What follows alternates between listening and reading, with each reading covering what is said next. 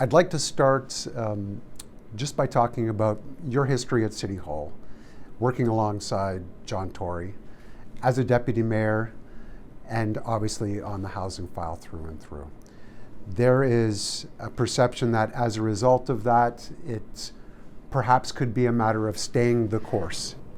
I'm an immigrant woman from a working class family that comes with my life experience, my work experience in the private sector, 12 years at council and 5 as deputy mayor to the job. So I'll bring all that to the job as well.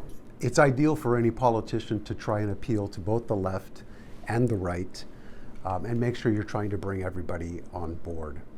There's some difficulties in if you get the left on board, you're ostracizing the right and vice versa. How do you go about doing that and making sure that you're not pushing people to one side or the other? Common sense approach, pragmatism. You bring the facts to the table. When I was fighting to get modular housing built in the city, the fact that it is the right thing to do, but is also the most fiscally thing to do was my argument.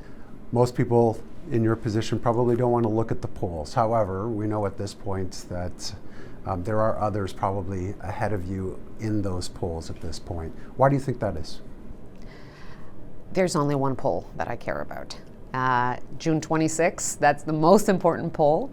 And I can tell you that I've been out there. We've been doing town halls. I've been, I've been knocking on doors. I was out knocking on doors yesterday. I was doing a subway station yesterday, and the reception is warm. People are connecting with what we're talking about. Some would say that the reason Olivia Chow is the perceived front runner at this point is name recognition, despite the fact that you've spent your time, as much time as you have on council, since she left politics.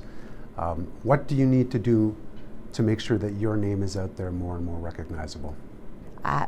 Continue to speak to Torontonians, listening to Torontonians, and making sure that I am in Scarborough, North York, and Etobicoke and downtown Toronto with our campaign and our plan, and that people get to know me and that they understand what I stand for and who I am, and that I have the leadership and the experience and the resolve to fight for the issues like fixing services. Let's dive into some of the things that you've talked about on this campaign trail so far.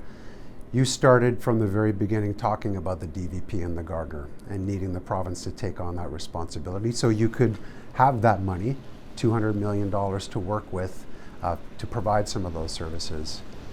We most recently have heard Premier Ford say no, it's not going to happen. You saying, I won't take no for an answer. How do you go about bridging that gap? Mark, I've been in this situation before. In 2011, when Mayor Ford wanted to sell units at TCHC to pay for the backlog, I stopped that. Over 800 homes were going to be sold, and I stopped it, and I brought a plan together and forward to have other orders of government help us finance the $2.6 billion that we needed to have a fully funded plan. I heard exactly the same thing. No, and it can't be done, and this is not a real plan. Let me tell you, Mark, I did it. It's fully funded. So all I'm saying is, let's be pragmatic and have predictable and sustainable sources of revenue. Let's make sure that we're using that money to actually fix the TTC and help fix our budget. We need a new deal for Toronto. We've heard former Mayor John Tory throughout his entire tenure over the course of 2 terms consistently saying, we need help from both the province and the federal government. Will we keep hearing that from you? That's why we need to have the conversation with the other orders of government. We can't have a city growing at this pace, coming out of a pandemic, a global pandemic with challenges, without having a conversation about a new way to finance the city.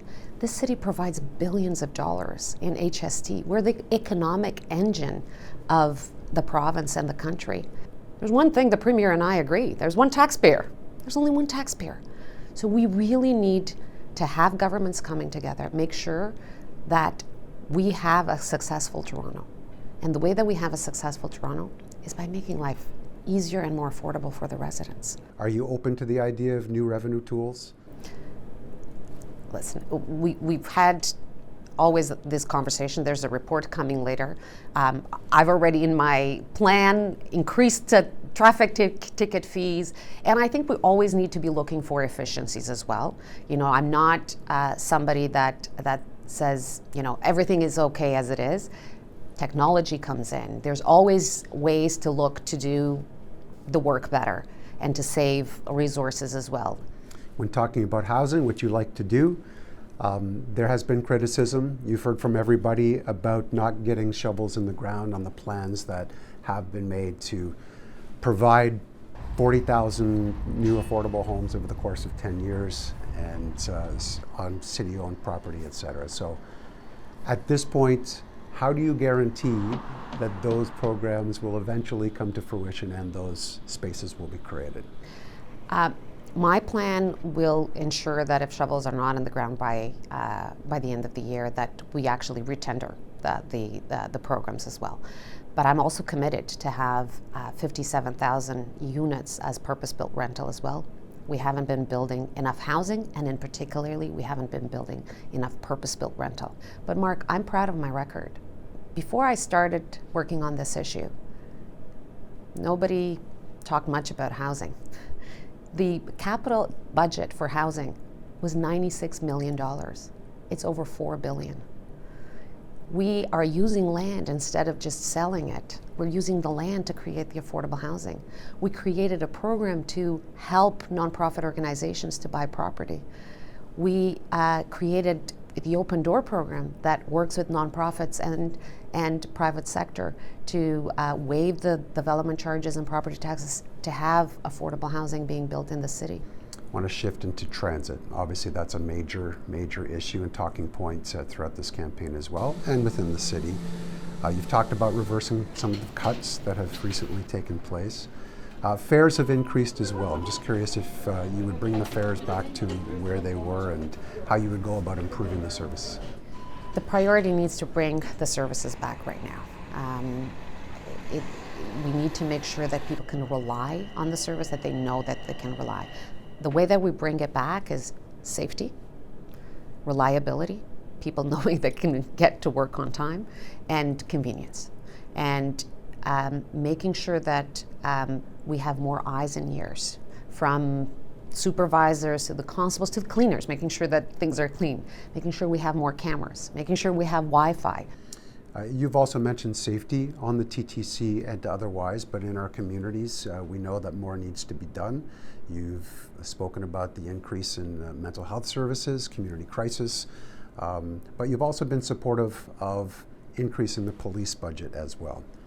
Why are you doing that as well when some people have said the police budget should at least be frozen at this point in time? I support well-funded police, well-trained, well-funded.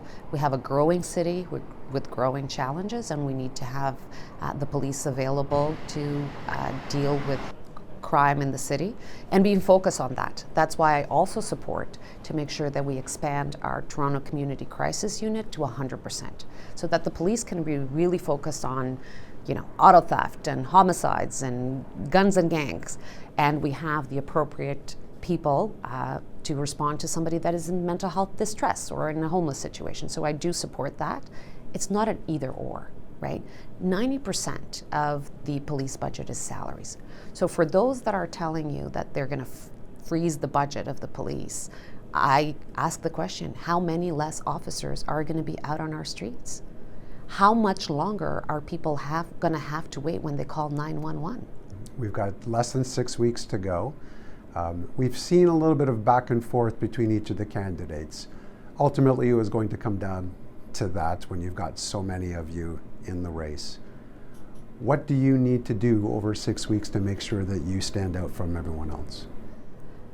I need to keep campaigning, reaching out to people, and again, that people listen to our plan, that they see what I bring to the table, the experience, the leadership, how I bring people together. So I will be speaking to Torontonians across the city. I will be sharing the vision and the plan. And the plan is to fix the services and to build the housing and to make life easier and more affordable. And that's what I hear every time I am out there. And the plan addresses that. That's what we're putting forward, how we're going to fix these services and how we're going to make people's life easier and more affordable. Thanks for doing this. Thank you.